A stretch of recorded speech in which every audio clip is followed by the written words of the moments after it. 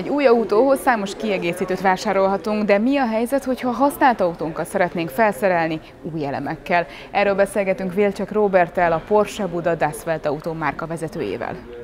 Melyek a legnépszerűbb kiegészítők használt autók esetén? Használt autók tekintetében a legnépszerűbb kiegészítők a gumi, illetve a szövetszőnyeg, csomagtér tálcák, csomagtér burkolatok, amik ugye nagyon hasznosak tudnak lenni.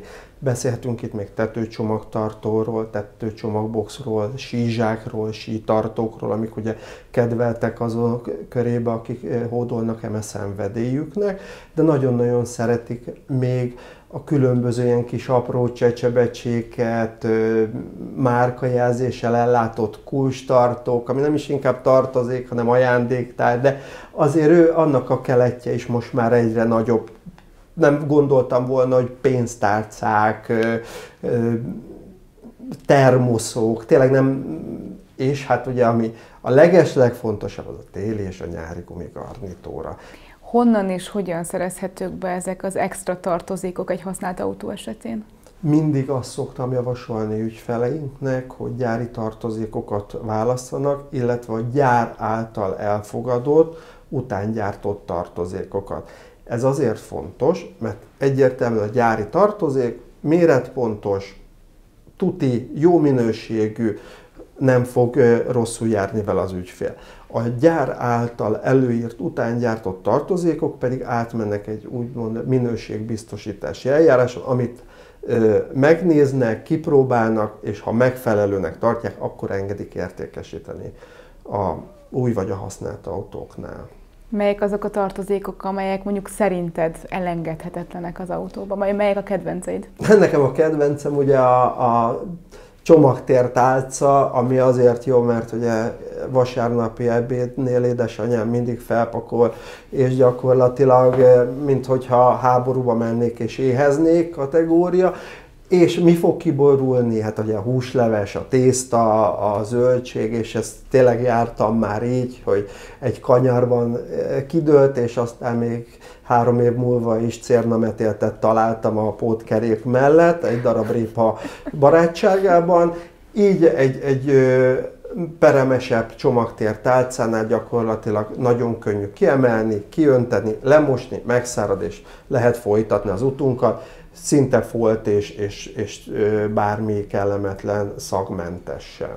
Mi a tapasztalat, hogy az ügyfelek mennyire szeretik ezeket a tartozékokat, mennyire keresik, mennyire szempont egy használt autónál, hogy mondjuk így választanak? Én azt gondolom, hogy a eme tartozékoknál a legbefolyásolóbb tényező a téli vagy a nyári gumiabroncs garnitúra, tehát azt keresik, az egy értéknövelő tényező, hiszen ezzel már neki nem kell foglalkoznia, megvan az időjárásnak, vagy az időszaknak megfelelő, vagy az évszaknak megfelelő gumiabroncs. A másik, ugye ez a örök vita, a szövetszőnyeg, gumiszőnyeg kérdés. Én például szövetszőnyeg párti vagyok, jobban szeretem, télen is inkább a szövetszőnyeget szeretem használni. Havas időben, latyakos időben azért áttérek én is a gumiszőnyegre, de az első lehető alkalommal visszacserélem. Ezek az extra tartozékok növelik az autó értékét? Vagy mennyire?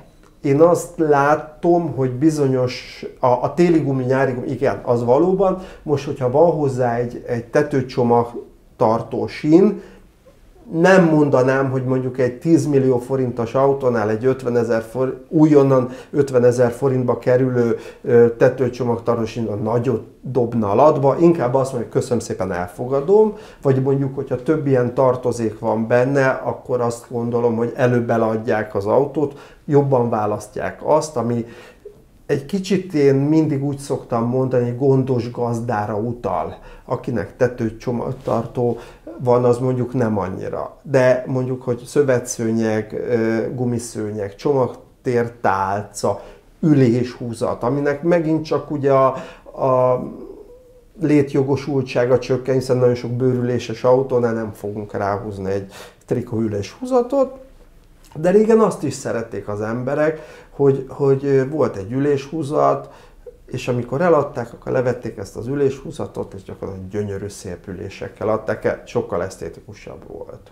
További hasonló videókért nézzétek meg a csatornánkat, vagy hallgassátok meg a Neppermentes Övezet című podcastünket. Sziasztok!